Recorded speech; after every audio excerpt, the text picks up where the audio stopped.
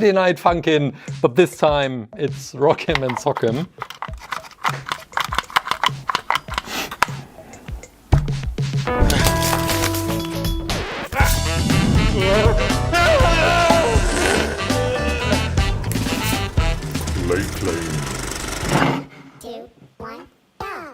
What a crazy game! It makes me feel quite insane when playing. You suggested that I should have a look at Friday Night Funkin'. Here we are, well, creating a DIY Rock'em and Sock'em. I was just waiting for another chance to build another Rock'em and Sock'em.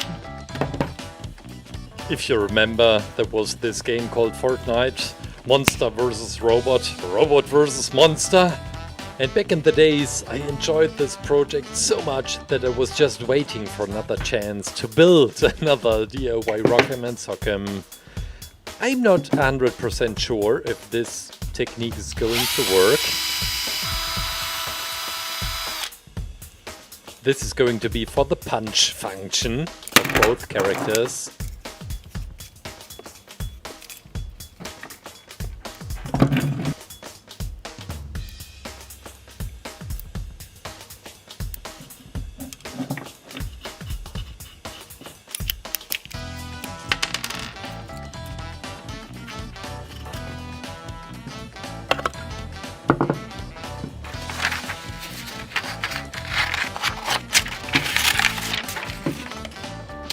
We switch over to clay. I am going to create, hopefully, very thin layers of beautiful characters.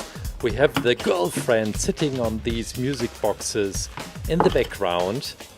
And I try to get everything as thin as possible because, well, we are working in a frame. We are building the Rock'em and Sock'em game in this frame.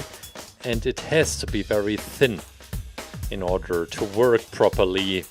I'm starting with the clay figurines right at the beginning because honestly I have no idea how to make the punch function working and that the head is coming off.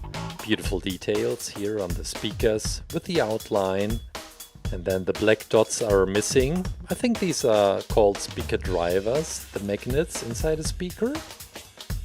Okay, well, just some screws and the speakers are finished, and we are starting with the girlfriend sitting in the background. Someone is quite hairy, but well, she's beautiful. I think she's quite beautiful with these legs and her hair and the red shoes she's wearing. Beep bop, beep beep. Again, I try to stay as thin as possible for the girlfriend, that she's not disturbing the fight in the front. Okay. That looks nice. Well, the head is a little bit weird. Well, this cheek looks weird. I know it's a design choice from the character designer, and I get it, but it's just looking a little bit weird. I made this beautiful color gradient in her hair, brown and orange, and we get the hair into shape. Placing it onto the head, look at that, beautiful. And as we have some more strands of hair, I'm creating these as a very thin layer of clay, putting them in the background.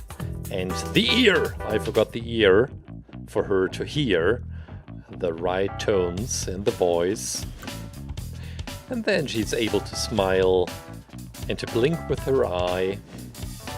Eyelids, honestly, I first thought about painting these, but then I went with clay only because it makes it look more, well, everything's made out of clay. I just like this approach.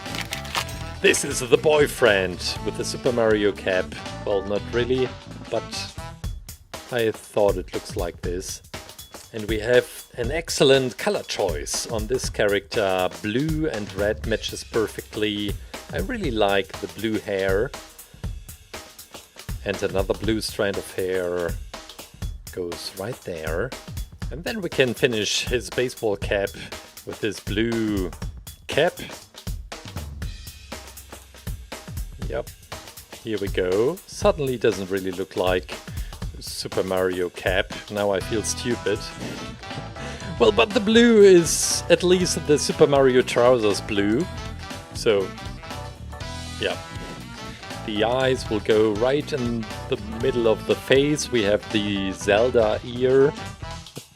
And the eyebrows. For now, I decided to switch over to wire because they are really sticking out. The body is way more tiny compared to the head.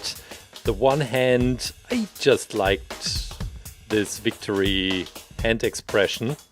And as the other hand will be quite busy holding the microphone, I thought this would be just nice. We have the trousers, which took me probably an hour to figure out how they actually look until I realized that we have some pockets sticking out.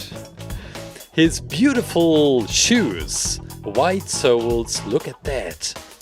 Look at these curved forms I'm making with a scalpel. And then we have these white stripes on top of it. 3 white stripes. Which shoe brand comes to mind when talking about 3 stripes on the shoes? Okay, shoes are finished. Now the weird looking pockets. And we start with the final character for today's video. And guys, I'm honest. I have played the game, I watched some videos, and I have no idea who this really is. It could be the girlfriend's daddy. It could be the rival singing against the boyfriend to get through to the girlfriend, which makes the most sense to me. And then there's also the idea of the club owner. Do you want to hear more stories, background stories about the club owner? Well, he's the devil. You can see this in his face. Too many scars from all the fights over some cheap beer.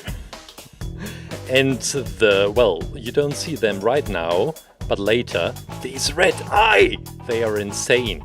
And some more Zelda ears. And about these tiny red details I was unsure. It could either be gum or just dirt between the teeth. You can choose. Okay, now let's dress him up.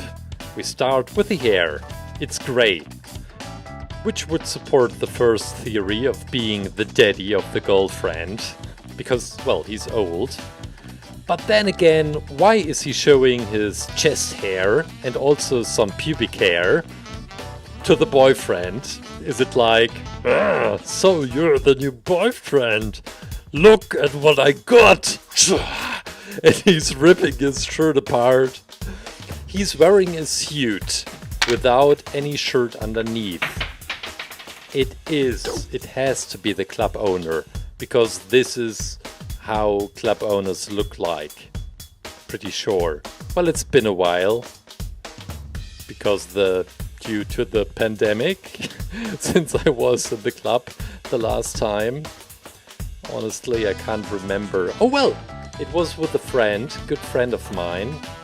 Pub crawling with some beautiful bands, playing amazing music. But oh boy, it's been over a year. The pandemic really sucks. I can't put it in other words. He has a really expensive watch. Probably a Rolex. And let's quickly make him another microphone.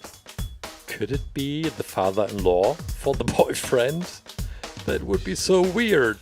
But again, we have some further characters, and they don't really support well, they could be guests in the pub, the club. This thumb is a beautiful looking thumb. The belt buckle, it's tiny, but it's yellow. Yellow always makes up for a disadvantage. Freshly baked girlfriend sitting on the speakers, and we start with her, gluing her onto the background and give her mouth a beautiful expression. Okay, it looks more like she's screaming, but that's also okay. if someone is playing really bad. Putting her into the frame. Okay, let's see. The boyfriend with his beautiful Access Forbidden shirt. Still thinking about the moving mechanism. Well, for the boots I have some ideas for the shoes. We put them right there. This should work with some super glue. But the punching function, well, let's start with the head. I use some tiny magnets to make the head removable once they get a big punch. 2 magnets, one in the head, the other will go into the torso. Okay, now the antagonist, oh, let's call him Anthony. Anthony, and it stands for the antagonist. Gluing him also onto this piece of wood, and it's working. Anthony was once a quite successful club owner, but now with the pandemic he was not able, well, to open his club anymore. So he is inviting weird guys to celebrate the Battle of... what's it called? Just song contest? Probably. Guys, I think I found a beautiful way. We stick the wire inside.